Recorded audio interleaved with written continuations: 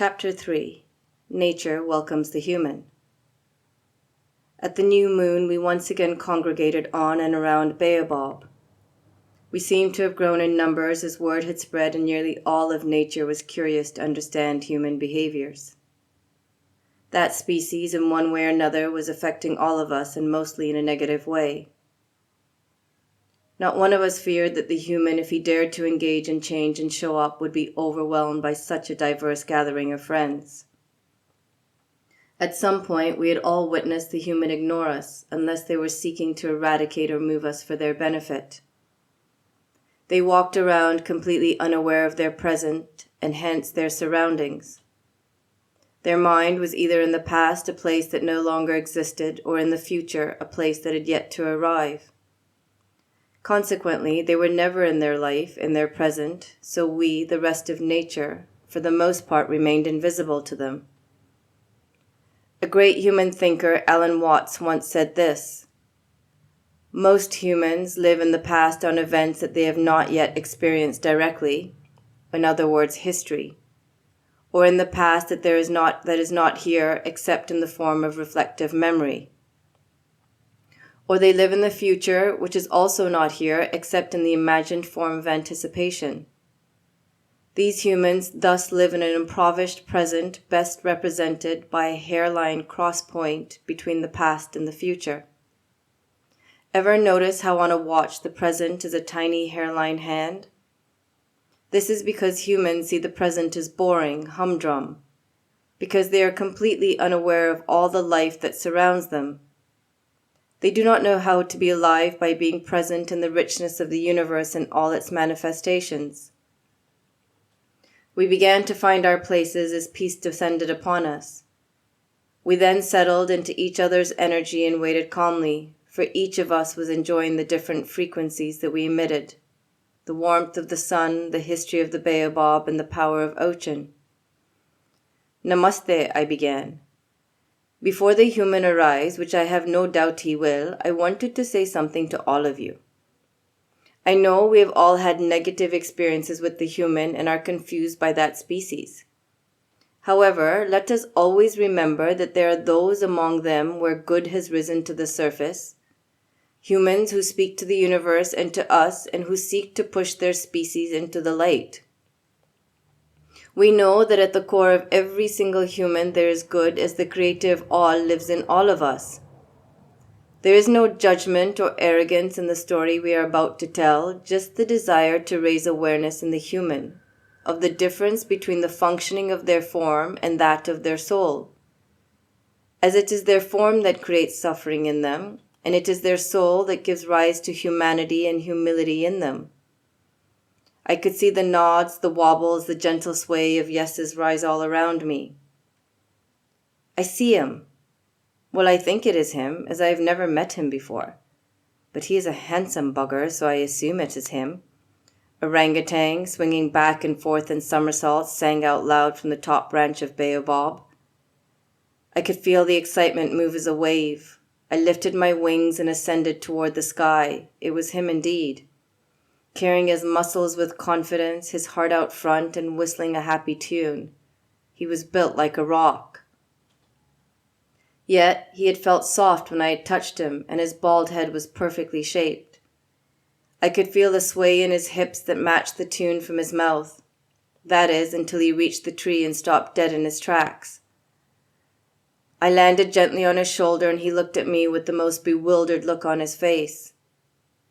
He opened his mouth, and all that was released was air, and I could already hear his words. "Eagle, there are hundreds of animals here. He stuttered.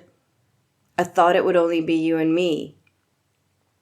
I could hear giggles erupting all around me and thought it best I explained their laughter before it shot him right back out into his human heavy world. "Well, here's the thing. It seems that there are many of us who seek to understand the human. When word got out I was telling the story of yoga and its understanding of the human, they all showed up.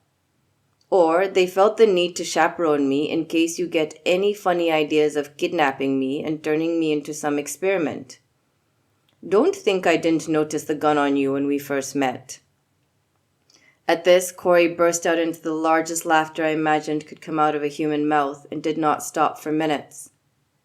When he finally found his normal, uninfluenced, autonomous breath, he turned to me. "I'm a lawman of the government type, but for humans only. We don't directly protect other species, so you are safe from me. And really, if I were to kidnap you, it would not be for an experiment," he winked at me. "What?" Hawk flew into the air and landed on Corey's shoulder. "You would kidnap her to eat her?" No, that's not what I meant. What I meant was..." "Yes?" the living baobab and all the visitors asked in unison. I could see the red rising from his feet all the way up to his head. I knew I could rescue him here, but I was curious as to how he would rescue himself.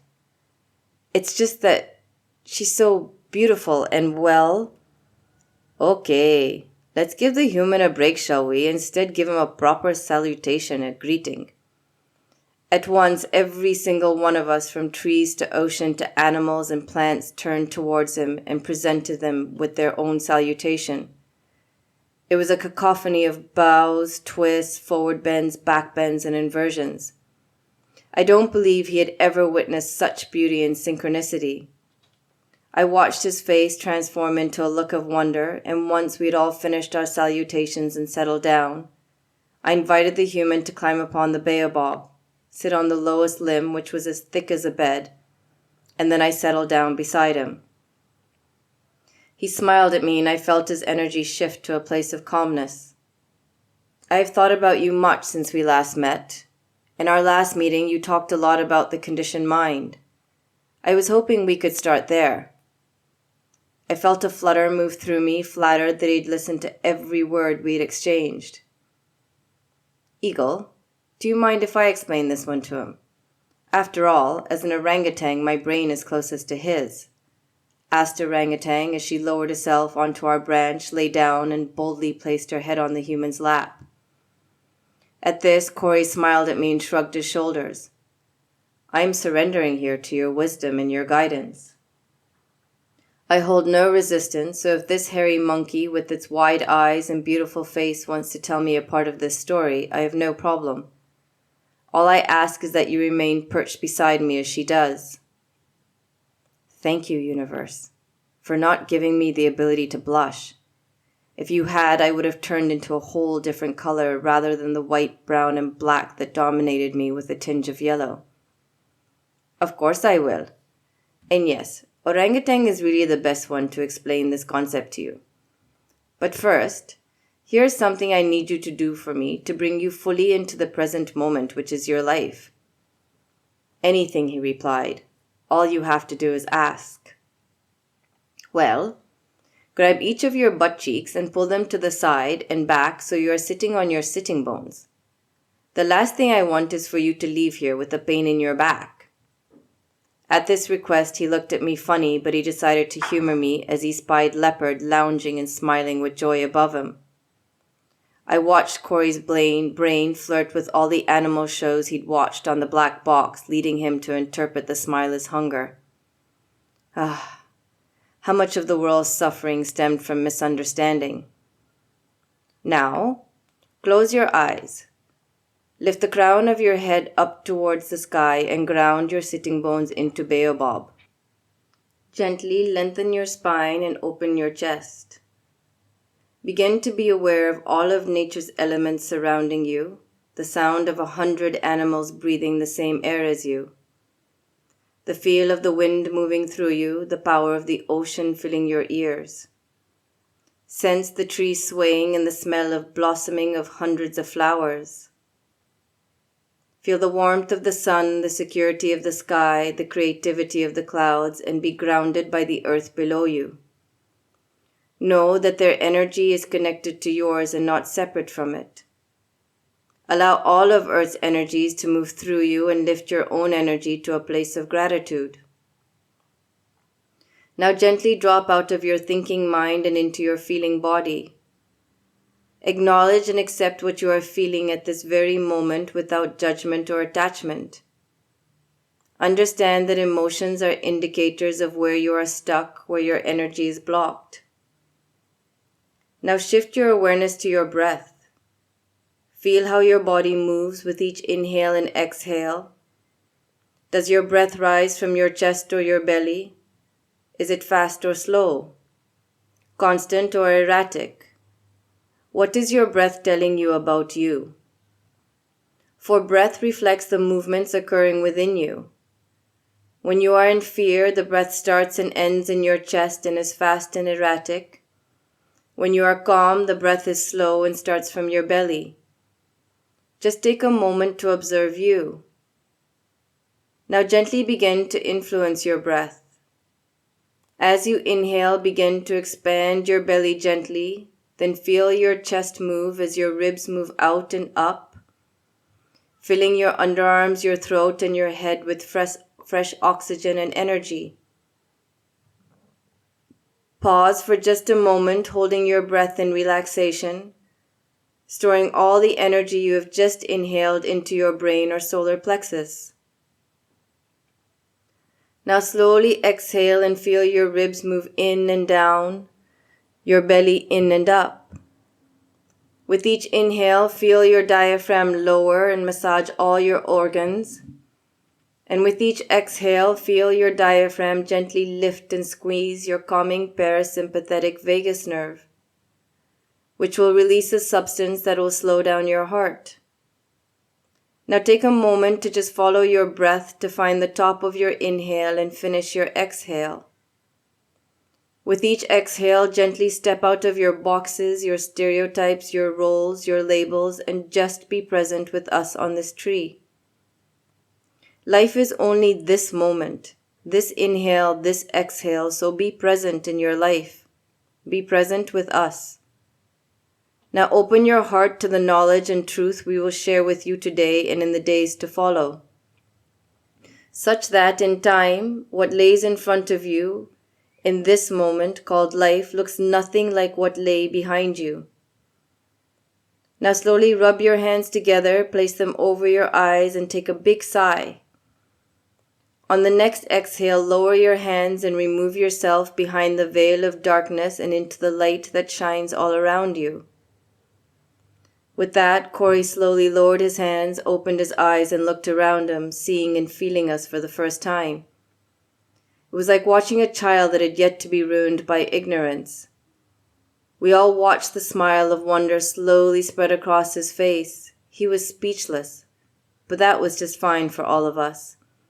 We could all feel and read his energy, an energy that had slowly shifted from chaos to complete calmness. So this is what it means to be present with awareness, he whispered, still in awe of all that he was feeling.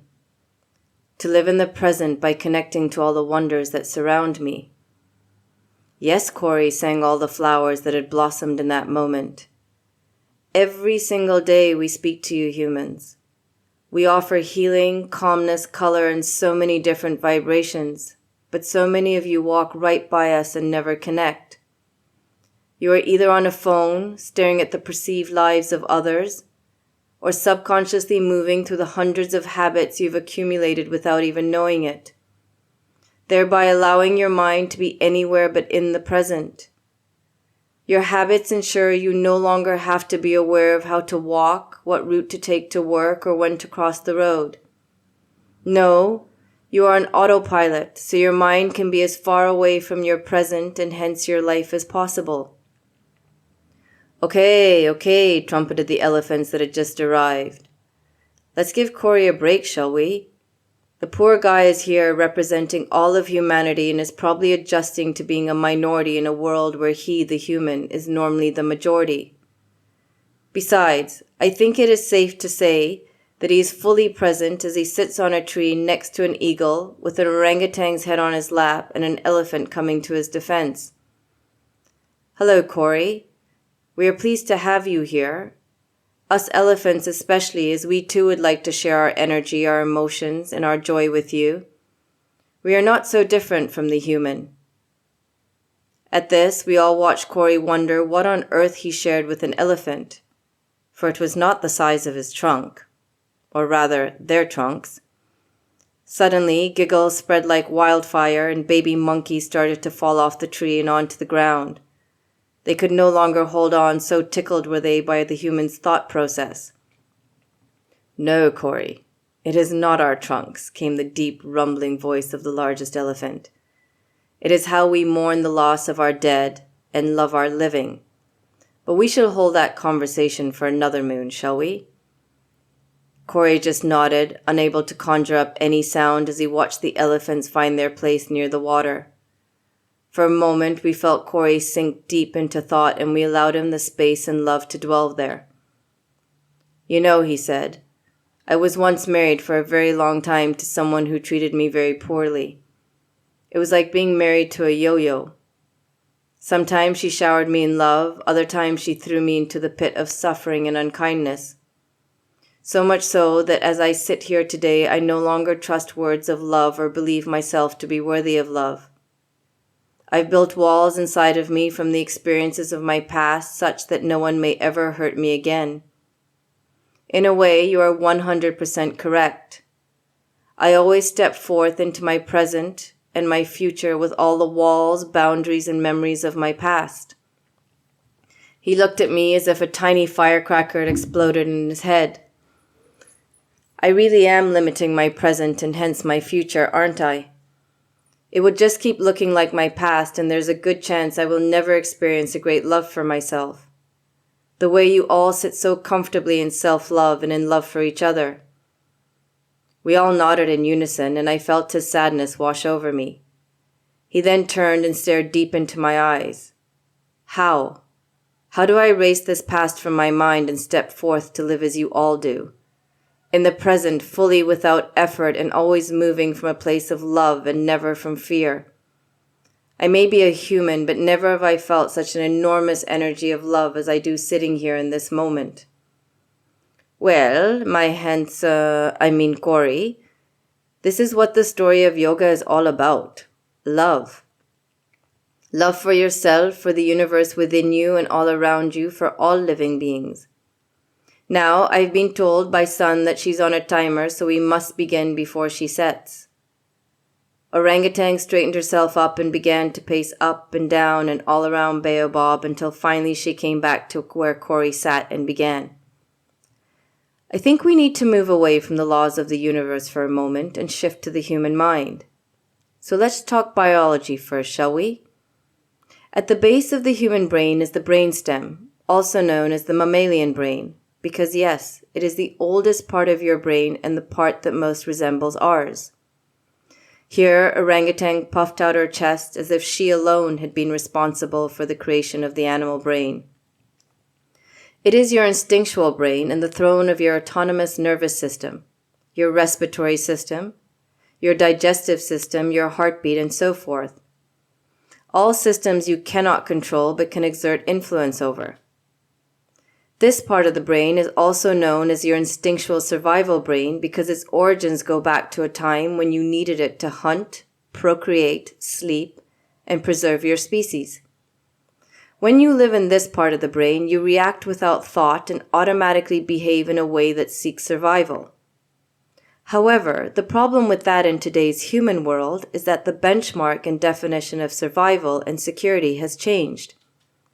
For you humans, survival has become something elusive, constantly shifting and never truly attainable. Examples of this are, wait, I know, howled Wolf. I have heard these phrases from them when they are camping in the mountain. It goes like this: I need that job and that promotion. I need to be with someone. I need to make more money. I need a car and a phone. I definitely need to look a certain way. Understanding that the word need means that without that item, the person in question will not be able to survive. Okay, I get your point, Wolf, laughed Corey. There is a possibility that we humans have completely lost touch with what it means to survive. Before he could say anything else, Orangutan's face appeared before his, swinging from side to side. Now, Corey, she continued, on top of the brainstem is the next level of your brain, the limbic brain, known also as your emotional brain. It is the place where you store all incoming data and the emotions you attach to them, and where your hard drive sits with your memories and your emotions. Basically, it is the soap opera part of your brain. In one big swing, orangutan swung off the branch and landed on the other side of Corey. The last layer of your brain, well, there are more areas, but for our purpose, we only focus on these three main areas, is the frontal cortex. This is the thinking analytical part of the human brain that sadly is very underused in the humans for purposes of happiness and joy. I think we need to stop here for today, I said as I flew onto orangutan's head. I know we were supposed to start with the mind, but sometimes things just don't work out as planned. And that is okay. That is the nature of life. In fact, before we can even get to the mind, we need to understand what is consciousness. Because this is the foundation of everything and not a small topic. I turned to Corey. We will get to the mind, I promise. This story is huge and sometimes it will flow down different tributaries. But by the end, they will all lead us to the soul. Do you want me to walk you back to the road? You can carry me on your shoulder if you don't mind. Not at all, he blushed. I would love nothing more than to carry you with me everywhere. At that, he swung off the tree, landed squarely on his feet, and turned to the orchestra of nature's beauties. He then bent down and touched earth. Thank you.